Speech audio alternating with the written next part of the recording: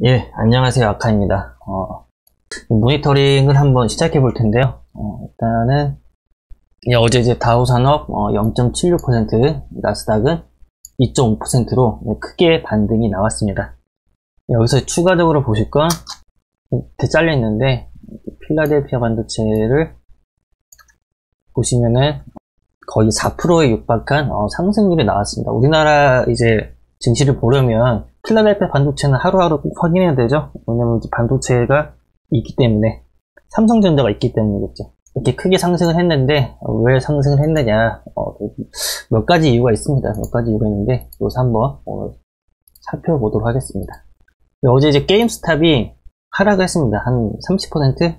어제 장 초반에 잠깐 지켜봤는데 그때는 이제 뭐 왔다 갔다 하더라고요, 위에서. 근데 결국 쓸어내렸습니다.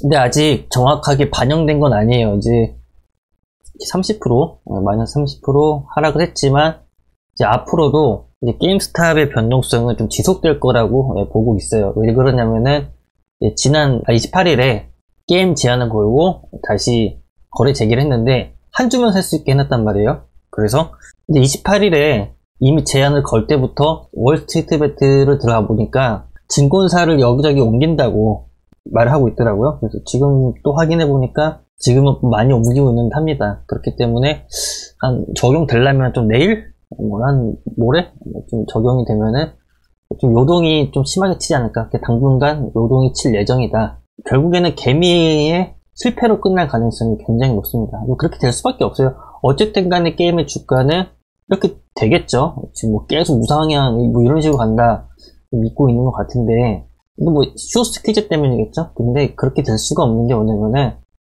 개미 대 헤지펀드 싸움이 아니라 개미 대 개미, 그리고 헤지펀드, 이게 3파전입니다. 3파전. 그러니까 어떤 개미냐, 이게 상승하는 와중에 이게 이슈가 된지 꽤 됐었어요. 이슈가 되기 전에 주가는 완전히 상승하지는 않았었고, 그 다음에 어느 순간에 이게 탁 상승했었습니다. 근데 이제 촉발시켰던 게 뭐 테슬라 때문도 있고, 앨런 머스크 때문에도 있고, 백악관이나 파월, 그리고 증권거래위원회에서 그때 그냥 모니터링만 하고 있다, 개입하는 듯한 느낌을 주지 않았기 때문에 그런 거 좀 촉발시키지 않았나. 근데 그 전에 개미들이 많이 들어왔었어요. 그래서 대량으로 물량을 샀겠죠. 거래량만 보더라도 엄청 샀으니까 그때도. 근데 이제 여기서는 이제 홀딩 하자, 우리가 헤지펀드를 죽이자, 이런 얘기들을 하고 있는데, 근데 물량을 많이 갖고 있는 개미들은 생각이 다르겠죠. 왜냐면은 여기서 팔면은 어떻게 보면은 자신한테 일생일대의 기회가 될지도 모르는데 같이 버틴다? 이거는 절대 아닙니다. 이게 뭐 어떤 걸로 바라보시면 되냐면은 2015년, 2016년도 해가지고 원형식 때문에 주가들이 많이 상승한 거. 그래서 원형식, 지금 보자면 뭐 일종의 밈 같은 게 있었죠. 원형식을 따라가면 된다, 우리가 안 팔면은 쭉쭉 올라갈 거다, 그래갖고 이제 뭐 홈캐스트인가? 잘 기억 안 나는데 그런 것들도 막 상승을 하고 막 그랬었습니다. 그래서 원형식만 따라다니는, 결국에는 개미들만 또 손해보는, 개미들이 수익을 보고 개미들이 손해를 보고 이런 식으로. 그래서 이제 계속 왔다 갔다 거릴 거예요. 지금 어떻게 보시면은 왔다 갔다 그래서 쇼스키즈가 나오면서 왔다 갔다 이런 식으로 진행될 가능성이 굉장히 높습니다. 개미들은 지금 들어가는 개미들은 승리할 수가 없다. 여러분들 주의하시기 바라겠고, 이런 거 하지 마세요. 지금 좋은 주식들 얼마나 많은데. 이게 시장도 처음에야 당황하지만 이제 학습이 된다면 그건 더 이상 악재가 아닙니다. 이런 예제가 좀 몇 개 있는데요.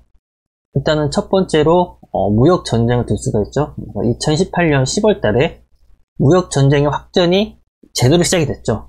물론 이제 무역 전쟁은 그 전 이제 5월 달부터 2018년 5월부터 시작이 되긴 했는데 제대로 반영이 받은 게 2018년 10월이에요. 왜냐면은 무역전쟁 때문에 경기 전망이 너무 어두워지고 파장이 심해지고 하다 보니까 2018년 10월에 크게 하락을 했는데, 그때 이후부터는 마이너스 8%, 마이너스 10%, 그렇게밖에 하락을 안 했어요.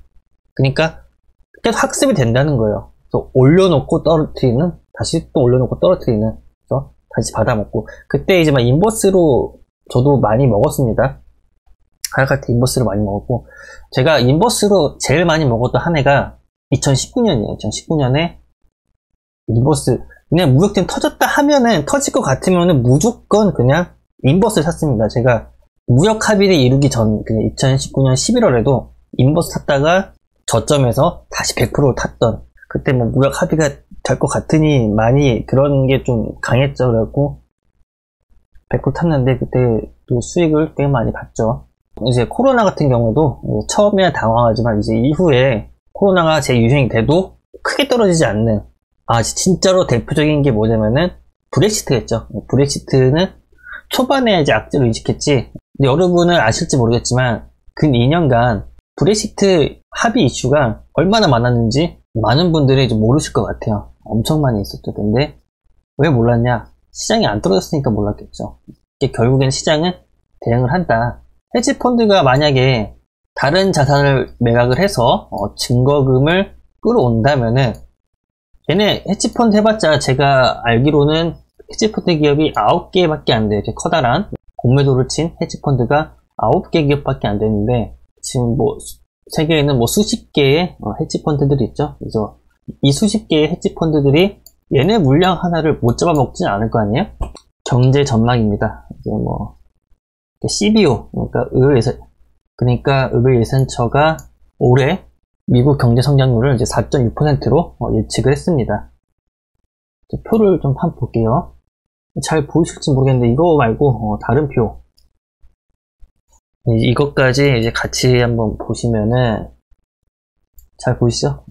근데 보시면은 2월 GDP였고 작년에는 마이너스 3.5%, 그리고 올해는 4.6%를 전망을 하고 있습니다. 다 높게 나오고 있어요. 지금 보시면 다 높게, 연준보다 좀 높게 나오고 있습니다.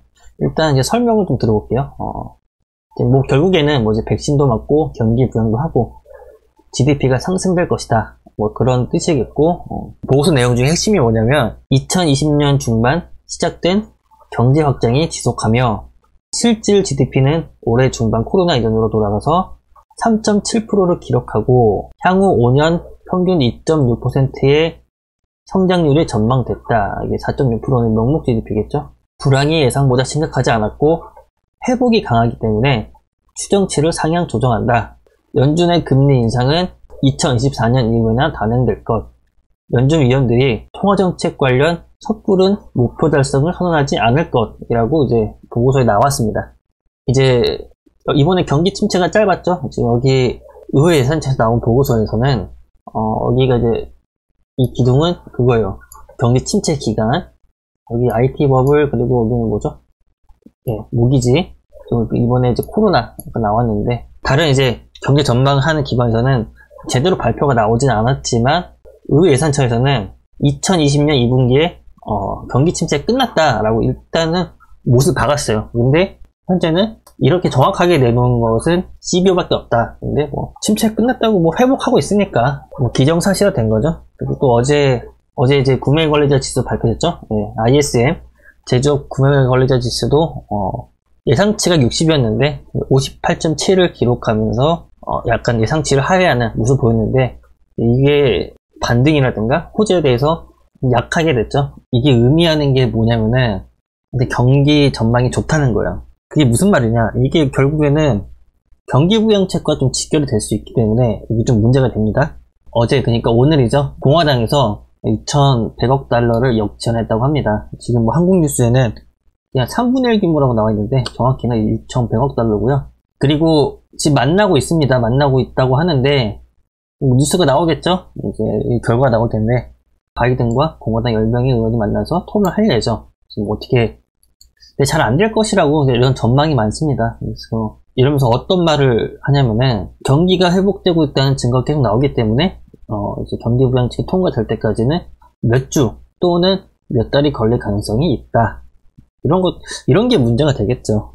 우리는 경기 부양책을 기대하고 있는데 바이든은 계속 경기 부양책을 분할로 하는 건 의미가 없다. 이것 때문에 이제 다우가 나스닥보다 적게 올랐죠. 이런 이슈가 없었다면은 이것도 충분히 2%를 넘었을 텐데, 그런 것 때문에 다우가 좀 적게 올랐다라고 보시면 될 것 같고, 추가적인 뭐 내용이 있긴 한데 이건 뭐 별로 상관없습니다. 이게 뭐냐면은 트럼프가 작년에 사회 안전망 같은 복지 예산을 지출을 삭감하겠다, 했는데 이제 지금 트럼프가 나가게 됐죠. 그래갖고 트럼프 나가게 되자마자 며칠 지났죠.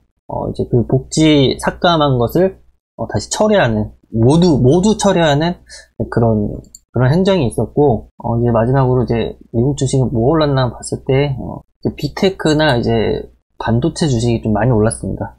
AMD 올랐고요, 그죠? 플릭스도 상승을 했고, 마이크로소프트 상승을 했고, 마이크론도 상승을 했고요. 다 보는 게 아니고 중요한 것만 그렇게 되면 시간 오래 걸리기 때문에 스카이웍스도 10% 가까이 상승했습니다. 반도체 회사고요. 아마존도 상승을 했고요. 구글도 상승을 하고 애플하고. 그러니까 지금 반도체가 굉장히 상승세입니다. 필라델피아 4% 오른 거 보면 감이 나오시죠? 어제 이제 멤버십 회원들한테는 말씀드렸어요. 일단 어제가 2,900 후반대에서 제가 끝날 것 같다 라고 이렇게 여러 가지 분석을 드렸는데, 분석의 결과가 이제 2,900 후반대였고, 그러니까 항상 이런 얘기들 많아요. 뭐 이렇게 떨어지면 주화한다, 뭐 떨어지면 주화한다. 근데 어디까지 떨어질지 모르니까 그게 문제가 되는 건데, 항상 우리는 타이밍 원하죠. 타이밍. 이런 거에 좀 막 속지 좀 말라고 말씀드리고 싶어요. 앞으로 계속 증시가 상승할지는 잘 모르겠는데, 하여튼 뭐 이렇게 같은 이유로 추가적으로 하락하지는 뭐 않을 가능성이 굉장히 높습니다. 게임스타 때문에 더 떨어질 것이다, 이런 생각은 이제 그만하시기 바라겠고, 물론 뭐 예외적인 상황도 있겠죠. 일단 경계는 해놓는 걸로 경계는 하면서 진행하시고, 어제 좀 이런 얘기가 나왔어요. 어제 이제 한국 ETF EWY는 4%대 아까 4%대 이제 급등을 했고, 오늘 좀 장 초반에 강세를 보이고 있죠.